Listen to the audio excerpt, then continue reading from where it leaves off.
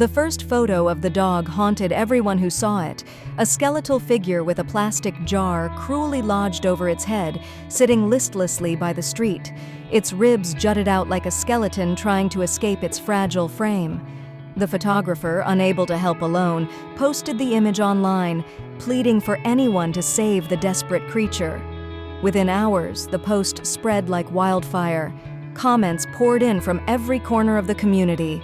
"I'm bringing supplies," wrote one. "Let's form search teams," said another. By dawn, volunteers gathered at the location the dog was last seen, armed with nets, food, and drones.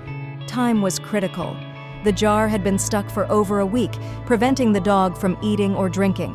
Though weakened, she was still fast. Fear drove her.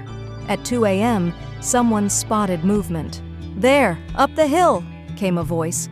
The volunteers raced to follow, tracing her faint paw prints to a cement pipe tucked away in an abandoned lot. But the dog, now dubbed Jar Jar, was vigilant. She bolted at the sight of humans. Despite her frailty, she darted through the shadows with remarkable speed. Volunteers surrounded the area. A drone hovered above, tracking her movements. Finally, with patience and coordination, they cornered her. One brave rescuer leapt forward and gently restrained her trembling body.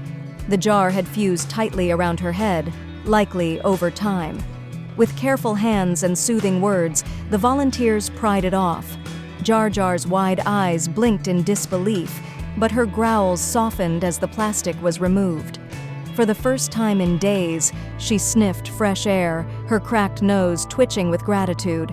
At the hospital, her condition was grave. Chronic starvation had ravaged her kidneys and liver. She could barely stand, yet wagged her tail weakly as if to thank her rescuers. Volunteers cooked fresh food for her when dog food failed to entice her.